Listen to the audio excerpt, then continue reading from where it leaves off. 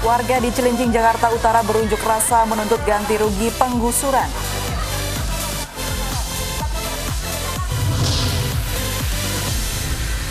Panitia pernikahan Putri Rizik Syihab diperiksa polisi.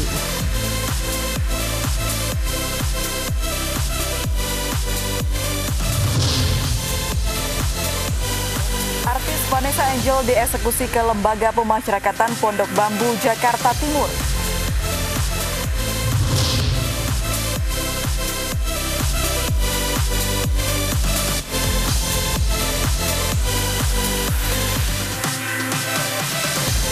Halo, selamat sore pemirsa, demikian tadi berita pilihan iNews Sore yang akan menemani Anda selama 2 jam ke depan bersama saya Anissa Dasuki. Dan saya Aprilia Putri. Pemirsa, kita awali iNews Sore hari ini dengan informasi panitia pernikahan Putri Rizik Syihab diperiksa polisi terkait kerumunan massa yang ditimbulkan dalam resepsi tersebut.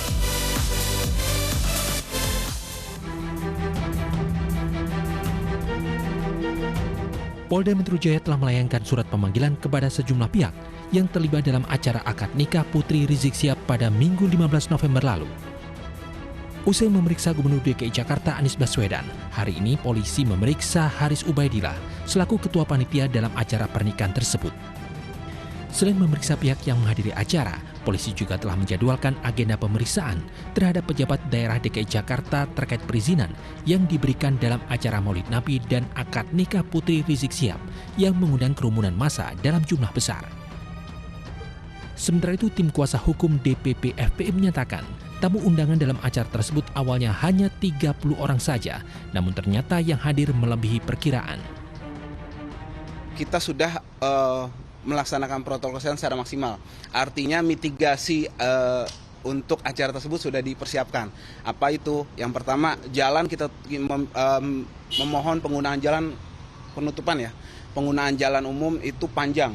Artinya kita harapkan massa itu menyebar gitu. Kemudian titik-titik itu tertentu kita sediakan tempat cuci tangan. Kemudian kita sediakan banyak masker dari para donatur dan dari pihak internal juga. Kemudian hand sanitizer kita sediakan. Protokol kesehatan terus kita umumkan bahwa 3M, menjaga jarak, mencuci tangan selalu, serta menggunakan masker. Terkait rencana pemanggilan pimpinan FPI Rizik Syihab, tim kuasa hukum DPP FPI menyatakan Rizik Syihab bersedia untuk memenuhi panggilan Polda Metro Jaya jika surat yang dilayangkan memenuhi syarat hukum.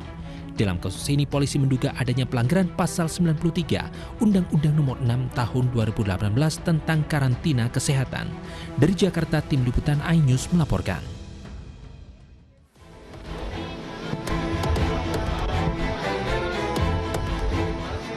Lebih dari 9 jam Anies Baswedan menjalani pemeriksaan di Polda Metro Jaya. Anies menyampaikan telah mengklarifikasi 33 pertanyaan yang ditanyakan penyidik. Jawaban tersebut dilampirkan dalam laporan 23 halaman. Alhamdulillah, saya tadi telah selesai memenuhi undangan untuk memberikan klarifikasi dan prosesnya berjalan dengan baik. Kemudian ada 33 pertanyaan yang tadi disampaikan menjadi sebuah laporan sepanjang 23 halaman. Semuanya sudah dijawab sesuai dengan fakta yang ada. Gubernur DKI Jakarta Anies Baswedan Selasa pagi memenuhi panggilan Polda Metro Jaya untuk diperiksa atas kasus kerumunan yang terjadi di kawasan Petamburan, Jakarta Pusat Sabtu lalu. Selain Anies Baswedan, sejumlah pejabat terkait juga dimintai keterangan, di antaranya Wali Kota Jakarta Pusat dan Kepala Satpol PP DKI Jakarta. Jadi, apakah nanti akan dipanggil yang bersangkutan dan lain sebagainya sangat bergantung kepada hasil penyelidikan. Setelah hasil klarifikasi ini dilakukan dengan beberapa bukti, nanti baru akan dilakukan gelar perkara untuk dinaikkan menjadi penyidikan. Kerumunan massa terjadi saat pimpinan FPI Rizik Syihab menggelar akad nikah putrinya sekaligus memperingati Maulid Nabi.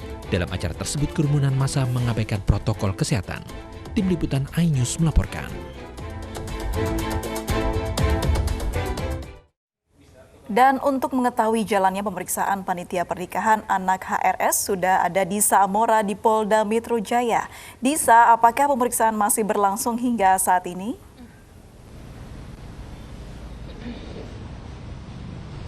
Ya, Anissa dan April, saat ini proses pemeriksaan masih terus berlangsung di Polda Metro Jaya, yang mana polisi telah memanggil ketua panitia acara pernikahan Putri Rizik Syihab yang digelar beberapa waktu lalu, yakni Ustadz Haris Ubaidillah, yang diinformasikan tadi sudah hadir sekitar pukul 11 siang. Artinya hingga saat ini kurang lebih 5 jam proses terus berjalan, dan tentunya kami dari awak media masih menunggu statement yang bersangkutan usai proses klarifikasi selesai nanti. Namun tadi kami sempat mewawancarai tim kuasa hukum FPI, yang mana ia menyatakan, Aziz Yanuar menyatakan bahwa pihaknya menghormati proses klarifikasi yang berjalan. Kemudian pihaknya mengklaim bahwa pada acara pernikahan Putri Rizik Syihab beberapa waktu lalu ini sebenarnya hanya mengundang kurang lebih sekitar 30 orang saja, dan adanya massa yang datang dalam jumlah besar ini di luar perkiraan dari pihak Rizik Syihab. Dan ia juga memastikan bahwa sudah melakukan perizinan kepada pihak RT, RW, kelurahan hingga dinas perhubungan untuk melakukan penutupan jalan. Ia juga mengklaim selain penutupan jalan, protokol kesehatan juga sudah dilakukan, seperti juga menempatkan tempat cuci tangan di beberapa tempat, kemudian juga adanya masker dan lain-lain. Kemudian hari ini, Anissa dan April, ada 3 elemen sebenarnya yang diminta atau dipanggil oleh pihak kepolisian, yakni bagian kepanitiaan, perlengkapan, dan juga saksi ahli. Saksi ahli ini kami masih belum mendapatkan kepastian saksi ahli apa yang dipanggil untuk proses pemeriksaan atau proses klarifikasi pada hari ini. Namun yang pasti seharusnya ada 6 orang yang seharusnya bisa datang ke Polda Metro Jaya. Dari 6 orang tersebut, 2 diantaranya sudah mengkonfirmasi bahwa tidak bisa hadir, yakni saksi nikah, informasinya bahwa yang bersangkutan ini sakit, kemudian juga sopir tenda yang informasinya sedang berada di luar kota. Harusnya ada 4 orang yang hadir di Polda Metro Jaya, namun saat ini yang kami pastikan baru 1 orang, yakni ketua panitia dari acara pernikahan Rizik Syihab. Kemudian kapan, yang juga menjadi pertanyaan, kapan Habib Rizik Syihab ini akan dimintai keterangan atau klarifikasi. Kalau tadi keterangan dari Direskrimum Polda Metro Jaya bahwa saat ini tentunya masih dalam status klarifikasi dan juga masih fokus untuk menyelesaikan sekitar 14 orang yang seharusnya dipanggil ke Polda Metro Jaya. Apalagi kemarin ditemukan ada 1 pihak yang seharusnya dipanggil, namun dirinya pada saat swab antigen ternyata positif COVID-19. Ini nampaknya dari polisi akan menyelesaikan di situ dulu. Jika nanti memang tidak membutuhkan lagi keterangan, maka bisa jadi Rizik Syihab ini tidak dipanggil. Namun jika masih membutuhkan keterangan lebih lanjut, juga bisa jadi Rizik Syihab ini akan dimintai klarifikasi. Untuk jelasnya memang belum ada kepastian hingga saat ini. Dan Anissa, April, berikut informasi lengkap kita dengarkan bersama pernyataan dari Kabid Humas Polda Metro Jaya, Kombes Pol Yusri Yunus.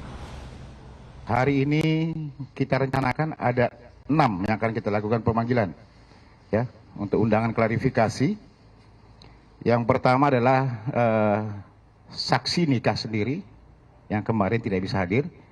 Kemudian ada supir dari tenda, karena ini kan kita bagi dari beberapa elemen, ya. Yang pertama masalah perlengkapan, kemudian juga ada kepanitiaan di sini yang akan kita undang. Dan juga ada beberapa saksi-saksi yang lain, saksi ahli termasuk di dalamnya akan rencana kita ini. Kemudian ada dari perlengkapan ini adalah supir tenda, terus kenek tenda, pegawai tenda. Juga ada ketua panitia yang akan kita undang untuk klarifikasi. Terakhir adalah saksi ahli, ya, ahli pidana. Kemungkinan masih ada beberapa saksi ahli lagi, tidak lanjut ke depan akan kita lakukan. Rasa komunikasi ini juga sudah kembali normal. Lalu lintasnya Pemirsa, polisi melayangkan surat panggilan kepada 14 orang terkait dugaan pelanggaran protokol kesehatan pada acara pernikahan putri dari Rizik Syihab pada tanggal 14 November lalu. Dan kita saksikan bersama Berikut adalah pernyataan dari Kabid Humas Polda Metro Jaya, Kombes Pol Yusri Yunus.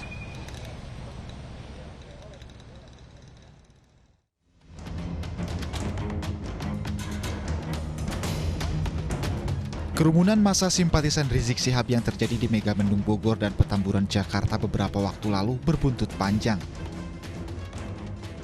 Gubernur DKI Jakarta Anies Baswedan pun diperiksa untuk mengklarifikasi terkait kerumunan yang terjadi di kediaman Rizik Syihab pada 14 November lalu.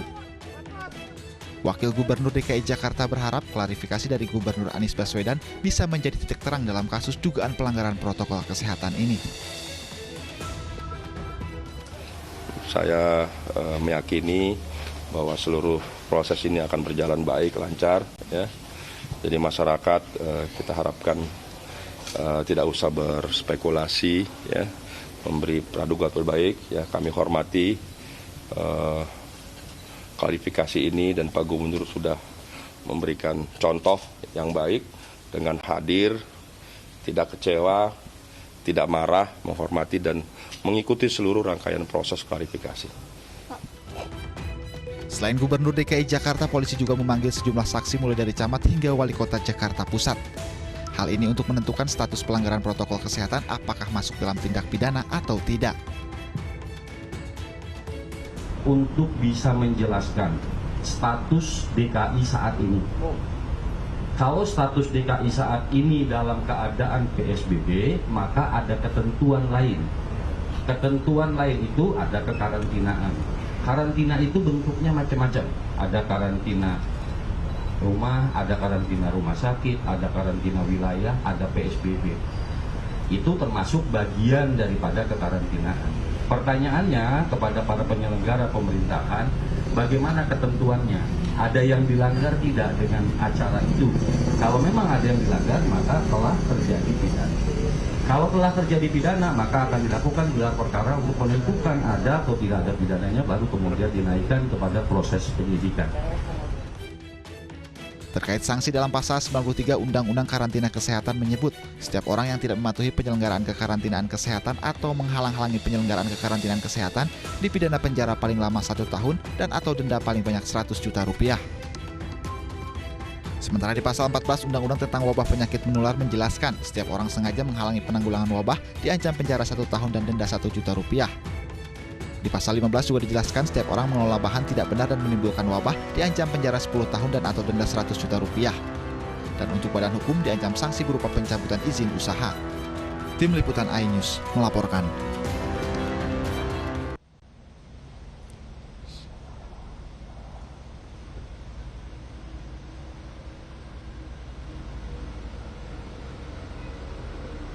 Ya, Anissa, April dan pemirsa, informasi tadi merupakan pihak Polda Metro Jaya yang meminta klarifikasi dari 14 pihak.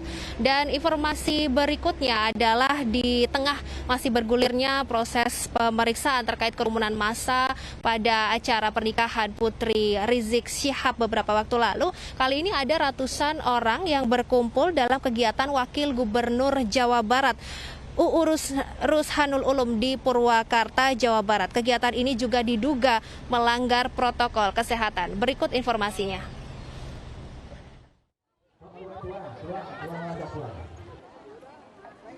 Suasana Desa Cibeber, Kecamatan Kiara Pedes, Kabupaten Purwakarta, Jawa Barat, Selasa kemarin meriah dengan berbagai warna busana warga. Ratusan warga berkumpul untuk mengikuti kegiatan Wakil Gubernur Jawa Barat UU Ruzhanul Ulum. Sambil menunggu kedatangan Wagub Jabar, warga berebut makan bakso gratis yang disediakan panitia. Namun sayangnya, mereka tidak mengindahkan protokol kesehatan. Berkerumun, tidak menjaga jarak, bahkan ada yang tidak mengenakan masker. Wakil Gubernur Jawa Barat UU Ruzhanul Ulum yang datang menjelang sore mengkonfirmasi seharusnya acara yang mengumpulkan orang banyak mematuhi protokol kesehatan. Untuk Pemprov sendiri ada larangan nggak ke warga untuk tidak ada adanya kegiatan yang mengundang massa-massa banyak atau berkerumun? Itu dengan sendirinya larangan dari pemerintah pusat, maka pemerintah kabupaten provinsi harus patsun kepada pemerintah pusat. Begitu juga pemerintah kabupaten kota. Sepanjang itu diperbolehkan menurut gugus tugas yang ada, kegiatan sah-sah saja. Tetapi kalau sudah menyangkut masyarakat banyak dan juga tidak bisa diatur tentang SOP kesehatannya, itu yang kami tidak harapkan. Padahal sebelumnya, Gubernur Jawa Barat Ridwan Kamil menegaskan semua tokoh harus mematuhi protokol kesehatan. Semua tokoh-tokoh yang punya niatan agar mematuhi protokol, dengan acaranya tetap boleh, tapi caranya yang harus disesuaikan kan kita juga beradaptasi, ada seminar, ada istighosah kan pakai VIPA. Nah, ini harus diikuti, ya, termasuk juga kepada FPI, kepada semua yang masih melakukan kegiatan tapi dengan pola-pola lama lah. Menurut Ridwan, sikap mematuhi protokol kesehatan juga untuk membantu aparat keamanan menjaga ketertiban dan keamanan di masa pandemi COVID-19. Tim Liputan iNews melaporkan.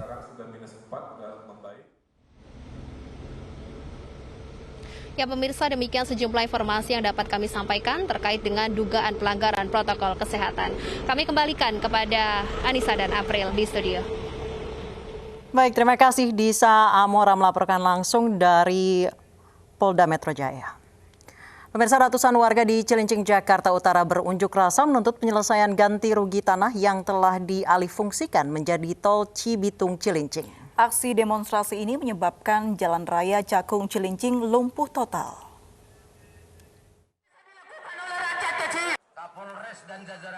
Warga RW 011 Kelurahan Kampung Sawah Cilincing, Jakarta Utara menuntut pertanggungjawaban Badan Pertanahan Nasional terkait transparansi ganti rugi atas tanah mereka. Pendemo meminta kejelasan pembayaran ganti rugi yang belum diterima sejak tahun 2018 lalu. Sementara rumah mereka sudah terkena penggusuran untuk proyek jalan tol Cibitung Cilincing. Aksi demonstrasi ini sempat membuat arus lalu lintas sepanjang jalan Cakung Cilincing macet hingga 2 km. Polisi sempat meminta warga untuk tidak menutup jalan, namun para pendemo memilih tetap bertahan hingga siang tadi. Tuntutan masyarakat itu PTSL awalnya Pak. PTSL tahun 2018 mohon diproses dengan sejelas-jelasnya Pak. PTSL-nya diabaikan oleh BPN Jakarta Utara. Alasannya katanya ada orang yang punya tanah. Sementara waktu ukur PTSL sama sekali tidak pernah ada. Bahkan ada timbul nama-nama baru yang mempunyai PT di dalam kampung sawah ini. Orang itu tidak pernah hadir ke sini Pak. Nah itu, disitulah adanya mafia tanah, adanya di BPN Jakarta Utara. Warga berharap aksi mereka mendapat respon baik dari pemerintah. Para pendemo mengancam akan mengerahkan massa yang lebih besar jika tuntutan mereka tidak dipenuhi. Dari Jakarta, Vendra Kurniawan, iNews melaporkan. Selengkapnya mengenai unjuk rasa warga yang menuntut pembayaran ganti rugi tanah untuk pembangunan jalan tol, sudah ada Bayu Pradana langsung dari Cilincing, Jakarta Utara. Bayu, apakah demo masih berlangsung sore ini? Ya, April juga Anissa, sejumlah massa yang tadinya sempat menutup jalan dari arah Cakung menuju Cilincing untuk melangsungkan aksi demo tadi sejak pagi hingga siang hari. Namun ini sudah kembali ke asalnya masing-masing. Ini karena tadi sekitar pukul 3 sore para kepolisian ini juga sudah membubarkan massa yang melangsungkan demo. Namun selengkapnya untuk mengetahui aspirasi apa yang menjadi tuntutan mereka untuk dalam beraksi demo tadi dari pagi sejak siang hari, saya sudah bersama dengan warga RW 011. Di sini ada Bapak Syarif. Bapak, selamat sore Pak. Sore. Ya, Pak. Tadi ada aksi demo dari pagi hingga sore hari ini di Jalan Cakung menuju Cilincing. Sebenarnya apa yang menjadi aspirasi masyarakat mungkin bisa diceritakan, Pak? Yang menjadi aspirasi masyarakat yaitu tentang masalah tidak keadilan. Tindakan dalam arti kata tentang masalah pembayaran ganti rugi tol dan bangunan. Nah, sedangkan kita warga sudah menempati selama 30 tahun di kampung sawah ini. Sedangkan dan tentang masalah PTXL kita yang dari 2018 tidak ada titik temunya sampai dengan sekarang. Dan adapun di RT 10 yang sudah terlaksana terkena tol itu yang dibayarkan hanya bangunnya tok, tanahnya ke orang lain gitu loh. Sedangkan kita pengen titik tahu kejelasan tentang masalah PTXL kita. Dan aksi yang tadi pagi kita laksanakan yaitu untuk menggugah pejabat yang ada di atas agar kita peduli kepada kita rakyat kecil yang selalu ditindas gitu loh. Dalam kondisi pandemi yang ini pandemi ini, walaupun dalam kondisi yang sangat memprihatinkan, tapi kita warga sangat antusias dan berkata membela hak kita sebagai warga Kampung Sawah. Pak, tadi dari 2018 sudah diurus dan juga tadi saya mendengar RW 10 yang sudah mendapatkan uang walaupun hanya uang bangunan. Bagaimana dengan RW 11 sendiri, Pak? Apakah memang sudah pernah ada itikat baik, sudah ada mediasi dari pihak terkait kepada RW 11 sendiri seperti apa? Bapak dan Bapak siapa? Pak Ari. Pak Ari. Ya, baik. Ini yang meluruskan tadi yang sudah mendapatkan ganti rugi itu adalah RT 10 RW 11 ya. Itu pun ganti ruginya kemarin kami mediasi dengan BPN itu kurang jelas karena ternyata yang mendapat ganti rugi itu alamatnya malah di RT 6 RW 10. Nah, sedangkan lokasinya tanah itu yang sudah mendapat ganti rugi adalah di RT 10 RW 11. Untuk mediasi kami selaku pengurus dan Forum Komunikasi Kampung Sawah sudah bersurat kepada hampir seluruh instansi, baik itu mulai dari pemerintahan, kelurahan, camat, wali kota, gubernur dan seterusnya, kemudian ke kantor BPN Jakarta Utara, kemudian ke kementerian, ke ombudsman, kemudian kemarin ke Kanwil BPN Jakarta, DKI Jakarta. Tapi hasilnya sebenarnya yang kami tuntut adalah kalau memang tanah kami itu ada yang punya, tolong buktikan kepemilikan tanah itu yang sah, misalnya dengan sertifikat atau yang lainnya. Bahkan mediasi dengan DPRD DKI Jakarta Komisi A waktu itu, diminta lurah untuk menunjukkan waktu itu sertifikat yang ada, tapi sampai sekarang, waktu itu dikasih waktu 3 bulan, tapi sampai sekarang sudah hampir 2 tahun tidak bisa menunjukkan sertifikat aslinya. Tuntutan warga sederhana, kalau memang tanah ini ada yang punya, tunjukkan bukti kepemilikan sahnya, nanti kita tinggal rundingkan. Tapi sampai sekarang dengan Ketua BPN Kepala BPN Jakarta Utara pun kemarin tidak bisa menunjukkan hal itu. Sebenarnya kita ingin menunjukkan, kemudian kita mediasi, kita musyawarahkan dengan warga Kampung Sawah pasti taat hukum akan melaksanakan keputusan itu. Ini artinya sejumlah upaya sudah dilakukan untuk meminta aspirasi warga ini diwujudkan, namun memang dari pihak terkait ini belum bisa memenuhi, begitu Pak ya. Dan lalu apakah memang dari warga sendiri mungkin ada indikasi ada permainan dari pembayaran ini atau seperti apa Pak dari warga sendiri? Baik,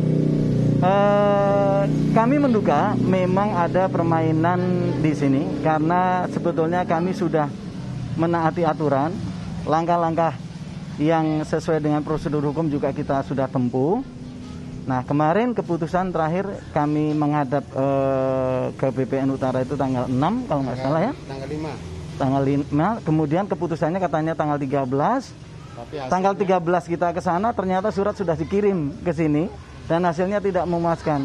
Tuntutan kami adalah karena kami sudah dilaksanakannya PTSL tahun 2018, kami menuntut hasilnya. Karena PTSL itu sudah menggunakan dana APBD dan dana APBN yang tentunya ada pertanggungjawabannya sesuai dengan keputusan Presiden. Kami hanya menuntut hasilnya. Kami tidak menuntut sertifikat.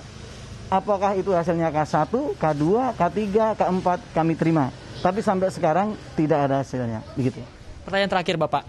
Bapak, apakah memang sudah ada mediasi dari ada demo hari ini Pak?